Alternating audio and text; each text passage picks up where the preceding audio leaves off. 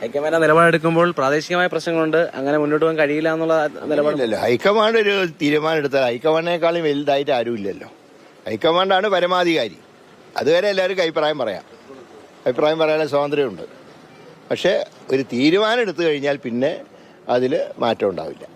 സ്ഥാനാർത്ഥി പ്രഖ്യാപനം വരും മുമ്പ് തന്നെ കൊച്ചിയിലൊക്കെ പോസ്റ്റർ അടിക്കുന്ന രീതിയിലുള്ള പോസ്റ്റർ രാത്രി ആരും കാണാതെ ഒട്ടിക്കുന്നതിന് എന്ത് ചെയ്യാൻ? ഇവരൊന്നും പകല് പാർട്ടിക്ക് വേണ്ടിയിട്ട് പോസ്റ്റർ ഒട്ടിക്കില്ലല്ലോ. ഒരു പാർട്ടി സ്ഥാനാർത്ഥിക്ക് കൊണ്ട് ഒട്ടിക്കുമോ? രാത്രി ആരും കാണാണ്ട് തലയിൽ മുണ്ടിട്ട് കുറേ ആൾക്കാർ കൊണ്ട് ഒട്ടിച്ചാൽ അതിനെയൊക്കെ ജനവികാരമാണോ? അതൊക്കെ അങ്ങനെയാണെങ്കിൽ പരസ്യമായിട്ട് കാണിക്കട്ടെ. അതൊന്നുമില്ലല്ലോ. സ്ഥാനാർത്ഥികളെ പ്രഖ്യാപിച്ച സ്ഥാനാർത്ഥിക്ക് വേണ്ടി ഇവർ എത്ര പേര് പോസ്റ്റർ ഒട്ടിക്കുന്നവരാ? ഇതൊക്കെ രാത്രി പലരും കയറി എതിർ പാർട്ടിയിൽ പെട്ടവരും ഉണ്ടാവും ആ കൂട്ടത്തിൽ. അല്ലാണ്ട് പ്രതിഷേധം കാണിക്കുന്ന അർദ്ധരാത്രി പോസ്റ്റർ ഒട്ടിച്ചുകൊണ്ടല്ല. പാർട്ടി നേതൃത്വത്തിനോട് പറയാനുള്ള സ്വാതന്ത്ര്യമുണ്ട്. എങ്ങനെ നിയമത്ത് ഏതായാലും ശബരിയുടെ പേരിനാണിപ്പോൾ ആ പേരാണ് പ്രഖ്യാപിക്കാൻ പോകുന്നതെന്നാണ് ഞാൻ മനസ്സിലാക്കുന്നത്. അപ്പോൾ ഇനിയിപ്പോൾ അഡ്ജസ്റ്റ് ചെയ്യുന്നത് ആരും പറയില്ലല്ലോ. ഞങ്ങൾക്ക് നിർത്താവുന്നതിൽ ഏറ്റവും നല്ല സ്ഥാനാർത്ഥിയാണ് ശബരിനാഥ്.